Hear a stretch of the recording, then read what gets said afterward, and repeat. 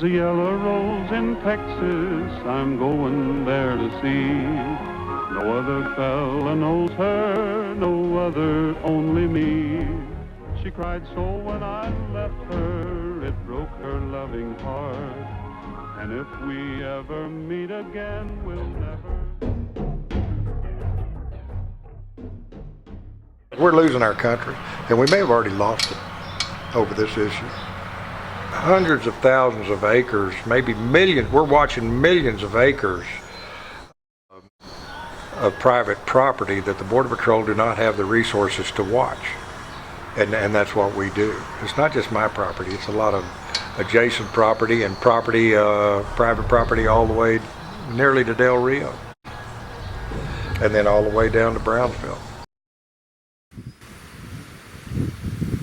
Before they cross that river, they pay a coyote or a cartel operative or a coyote that works for the cartel big money. The cartel travel agents are all over the world.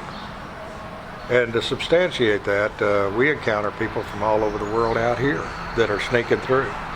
A lot of the family units are giving up there at the valley, but the ones that cannot give up for asylum are coming through this private property that we watch as Texas Border Volunteers. So we've been doing this for 13 years, and it's not doing anything but getting worse. These Central Americans all pay a minimum of $7,000. The Mexicans are even paying up to $3,000. They're paying, a lot of them from down in southern Mexico are paying $900 just to be able to cross Mexico safely. The Bangladeshis are paying $22,000 to $27,000. The Chinese are paying up to $70,000 now. They become an indentured servant for 10 years when they get here. And we had Chinese during our last operation just a week ago, less than a week ago, and they got away. And that's a huge, huge bunch that the State Department and Homeland Security are more concerned about, or the Chinese coming in here. The Chinese are not only the #1 concern for Homeland Security and the State Department, but they also don't send them back. They keep them for up to 6 months in Pearsall, Texas in a detention center, interrogate them, they get no information out of them. Some of them speak English, some of them don't. Most of them speak Mandarin Chinese, and they let them go. But policy is #1. We need a policy that strictly forbids them from coming in here, and the consequences are them being sent straight back. And that's of utmost importance. What we've got now is no policy. We've got loopholes that Congress refuses to fix. And I'm afraid it's going to take a Republican Congress in 2020 to try to get it done, because these Democrats are not doing a damn thing about it. We have these emergency stations on private property here in Brooks County. I think there's about 8 of them. They're about a $65,000 or $70,000 taxpayer expense item.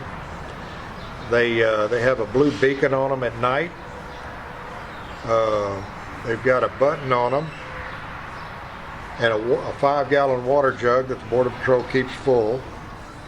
And it's got a message in 3 languages: English, Spanish, and Mandarin Chinese. And essentially what it says is that if you're sick or lost or can't keep up and you need help, push this button and help will come.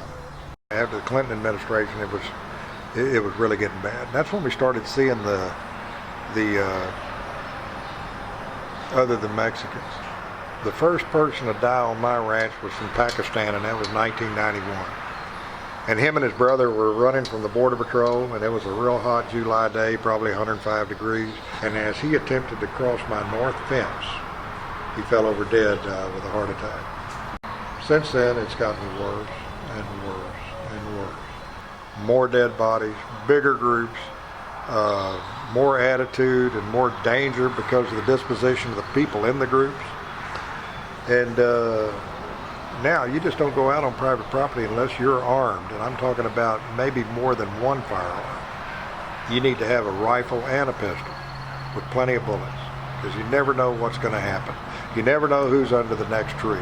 You never know the size of the group, and you never know if it's a group with solid gang members, because we see that and we encounter that.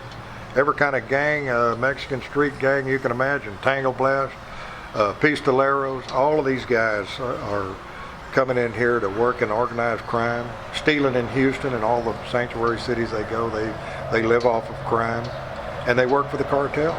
They're the ones that bring these groups in here, and they're very brutal. I've seen them. We've seen them beat people up that couldn't keep up, whip them with a stick. We watched them at a distance with our night vision and stuff. We found women that they walk off and leave. We find women that have left the group because they knew they were going to be sexually assaulted. And then we find women that are sick, and we find women that are dead. And, young people and males as well. It's despicable. We see the depravity of man in Brooks County, Texas, beyond the doubt. And for somebody from up north to tell me that it's a manufactured crisis, I'd like to choke them. We have a president of the United States who has created a fiction about a crisis at the border, and he has held up the United States government and its workers around his vanity project called a wall. I'd like to bring them by the neck down here and put them out on my property any given night, or on some of my neighbor's property, and just let them sit there and see what happens, to encounter these groups and see what's really going on. It's just insane. They don't know, and they don't care, because we're losing our country, and we may have already lost it over this issue. These are the kind of things our community has had to endure. I have a guy working for me that lives out here on a ranch 10 miles out of town here, and his wife is a nurse, a home health care nurse. And there's a T, he comes up to a bigger road to come into town, and she has had her car taken away from her twice at that T by illegal aliens swarming the car, pulling her out. In one case, she had her infant son in the car seat, and she had to fight with them to get her infant son, and they turned around and went north in that car at 100 miles an hour and rolled it at the first curve 9 miles north. They'd probably killed that child if he'd have been in there. But she had to fight with them. This happened twice to this one person. And this is the kind of stuff we have to endure all the time here. And most of the community's fed up with it. They want it stopped. It's a huge burden on our community. I've actually probably have over 500 photographs of dead people that we've found, or the sheriff's department's found, or some of my neighbors have found on private property here in Brooks County alone. And they're pretty upsetting, and we find a lot of them.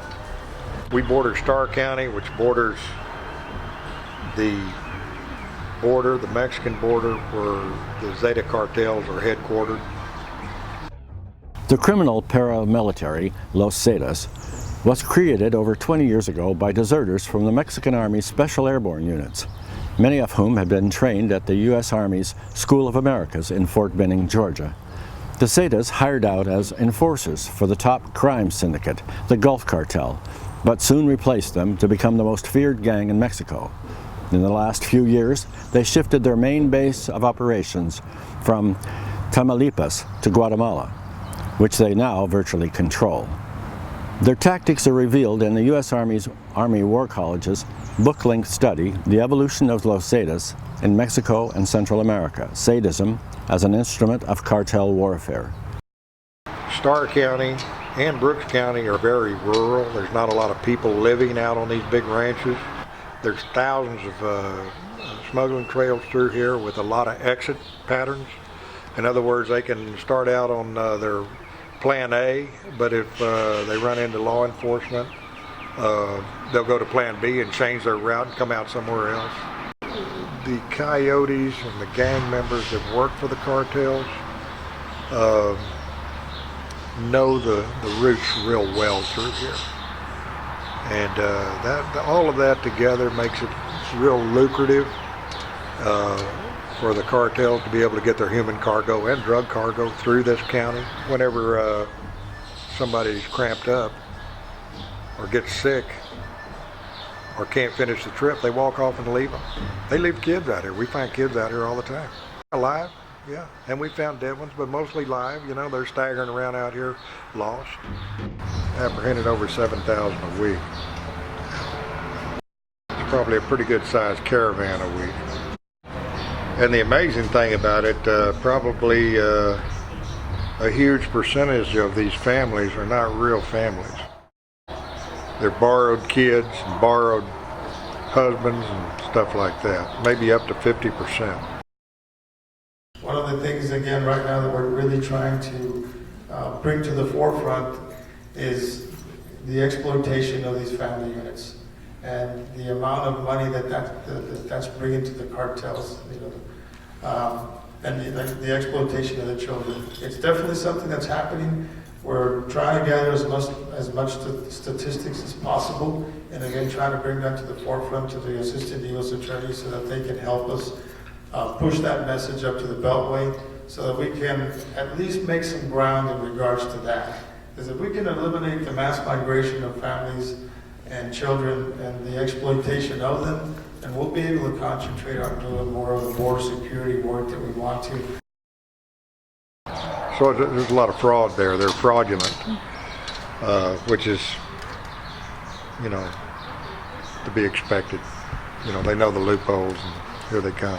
The sad thing about it is we'll never get Congress to do anything about it until, the crime and everything and the expenditure for our social services is just when we're broke. I really think Trump needs to do some kind of an executive order to shut it down. Otherwise, we're going to be dealing with it for a long, long time. Sometimes these trucks are actually loaded with, 2,500 pounds of marijuana or something like that. We see the backpackers, and we, that probably have something along the lines of maybe methamphetamine or cocaine in their backpacks. We see those. And then we see the coyotes leading these groups of people through here. And in some cases, we see maybe 4 or 5 backpackers with a big group of people. There might be 20 people in a group and then 4 or 5 backpackers in there with them. When they get to a certain point north of that checkpoint, the backpackers peel off and go another direction. So we've seen that happen as well. So some of the coyotes do have their own thermal vision equipment and night vision equipment. And radio systems. They have the same radio system that we have, and they monitor our signals, and we can monitor theirs. Water, we chased them. They were equipped with caltrops, which is a makeshift piece of equipment where they weld nails together and throw them at us when we start chasing them to flatten our tires. Just during this last stop, we had one of our volunteers report a group of 6, and that coyote came back in Spanish and told him he was going to come hunt him down and cut him up into 1,000 pieces with his machete. So, absolutely. We find machetes out here all the time. We find weapons. If they get caught with a weapon, it's an extra 10 years. So they discard them, and we find them. We had a coyote with a vehicle a couple of years ago running from city police tried to pull him over, because they really recognized the plates weren't valid, and he was probably in a stolen vehicle, and he was. And he was running so fast, he ran through a T in a neighborhood, ran into an elderly woman's house, ran in through her bedroom, and killed her. And that's just one incident. We had a group of 21 Somalians, probably about 12 miles off the highway, way back in the middle of nowhere, and the coyote had run off and left them. They were lost. These guys were all about 6'5", 7 feet tall, and it was in an area where radios didn't work, cell phones didn't work, so we had to come out of there and go to a spot where we could call the Border Patrol. But by the time the Border Patrol got there, they were gone. They got away. They're probably going to Detroit, to vote for that representative that now represents them there. This whole thing has had a huge negative impact on our community and just about every community in Texas in some respect. We buy their bus tickets and we feed them for the amount of time that they're incarcerated. And then we fly them all over the United States at our tax dollar expense. They fill those airplanes up in McAllen every day. There's a huge expenditure and handling all these people. All of these people are paying organized crime to be brought in here, and they're having a devastating impact on private property. They burn ranches down, they burn ranch houses down, they cut fences and cattle get out, livestock get on the highway. They destroy and damage water sources for livestock. They trash out the property. They leave a lot of trash that the livestock actually consume. The cattle will eat these plastic bags and things like that, and it'll kill the cattle. The consequences and the devastation of private property is staggering. I have one client that is right on the river south of Laredo, and he had his fences cut 17 times in 1 week, by the traffic coming across the river on his property. You can go down south of that checkpoint on the west side of the highway and see the fence damage. Even north of the checkpoint in the pickup zone, across the highway from me, the fences are dramatically torn up and damaged. The drop-off zone is south of the checkpoint, where they drop the traffic off, the people off. They climb over the fences to get into the private property and hit these trails to circumvent the checkpoint. And then when they get to the pickup zone, that's where I live. We heard last night from one of the superior agents, one of the head agents from the Rio Grande Valley sector, that this is going to be the case for a while until we're able to get some kind of a system that allows them to send them back and not have to process them and keep them here, because it's tying up a lot of agents that we depend on to be for our security as we live out in these private ranches and have to deal with this traffic coming across the border. So it makes it real lucrative for smuggling, because most of the time this traffic will never see another person or come to a house or a ranch house. And so and the oak canopy and the mesquite canopy here really provides cover, especially at night, for helicopters and Homeland Security aircraft with infrared and cameras and stuff. It's very, very difficult to spot traffic through all of this canopy. These trees heat up in the daytime, and so they light up a thermal at nighttime, and you just can't see anybody underneath it. So it makes it real, real lucrative. We need a bill that designates all of these checkpoints coming up from the border that are another county up from the border. We need a rule or a law to designate these counties a border county, so that we can get grant money for our sheriff's department, federal funding like the border counties do, to be able to fight this, because this is ground zero here. People in the valley don't see what we see. It's going to take more than the fence. What we really need, number one, is policy. We need a policy to send these people back where they came from, and that's the number one priority. After that, we need more Border Patrol agents. They need more technology, more night vision cameras and night vision equipment, thermal imaging equipment, more four-wheel drive vehicles, and more aircraft. We need more air support here at night to be able to catch this traffic that's coming through at nighttime, and we don't see enough of it. So it's going to take all of that, and then we also need some kind of a program to punish the people that are hired, and that's going to be of utmost importance as well. We need to get rid of the magnet that's pulling them in here. That has to end. That just it's got to stop. We need to start sending them back. Even if he has to do a special mandate or executive order to do that, it needs to happen, because Congress is not getting it done. They're not going to get it done now that the Democrats are in control. It's not going to happen. At my expense, it's not going to happen. They don't care about me. Our own representative here doesn't care about us. He's wagging Nancy Pelosi's tail, and follow the leader. A nation without borders is not a nation. Ever since President Trump took office, the Border Patrol morale is the best we've ever seen it. And that's because they've got a president now that has their back. But we still need policy. We need a policy change to get rid of the loopholes to keep this traffic from coming. And as soon as we start loading up C-130s at Moore Field down there in the Rio Grande Valley with these illegal aliens and sending them straight home the next day after they show up here, then that policy is going to probably forbid or detract others from coming up here on these caravans. So this is of utmost importance. We need a policy that sends them right back home. We're seeing them become more aggressive, these groups out on the private property. They become more emboldened because they're watching the news. They see what these Democrats are doing that are open border advocates. And,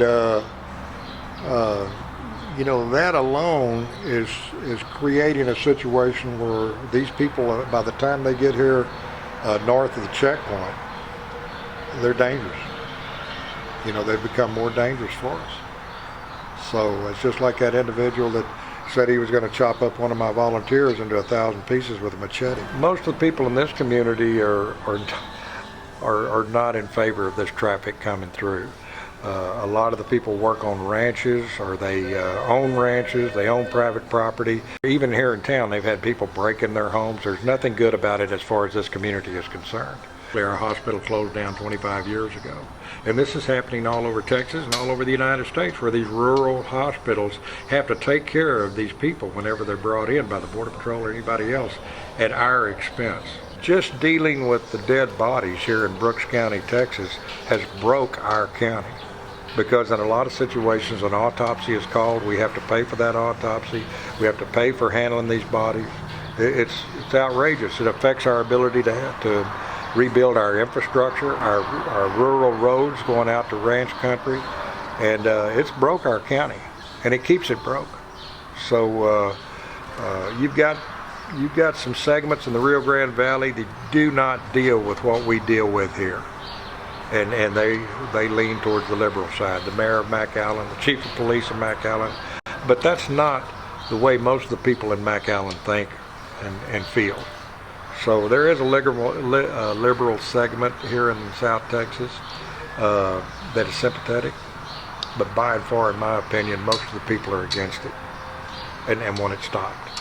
We're dealing with a number of diseases that come out of Mexico. Pyroplasmosis in horses, it's a specific tick that transmits that disease, and in horses, and it's prevalent in Mexico, and now we've had it here in Texas as a result of the proliferation of that tick across the border, and in a lot of cases that tick being carried on traffickers' clothing.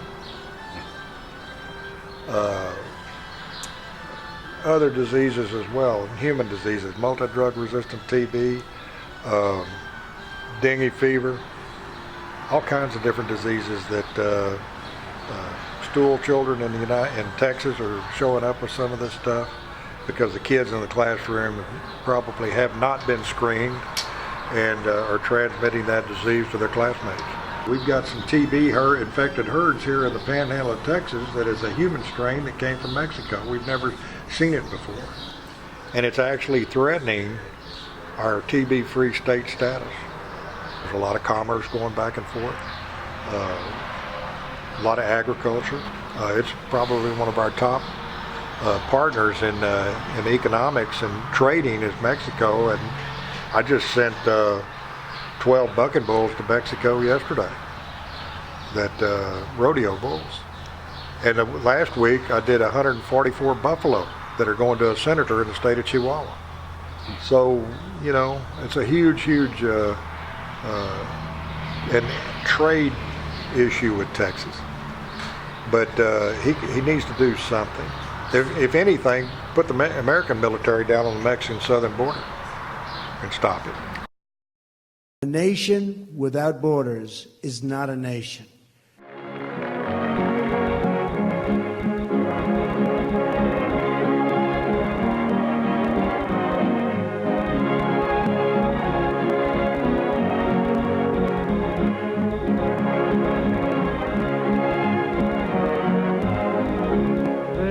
There's a yellow rose in Texas, I'm going there to see.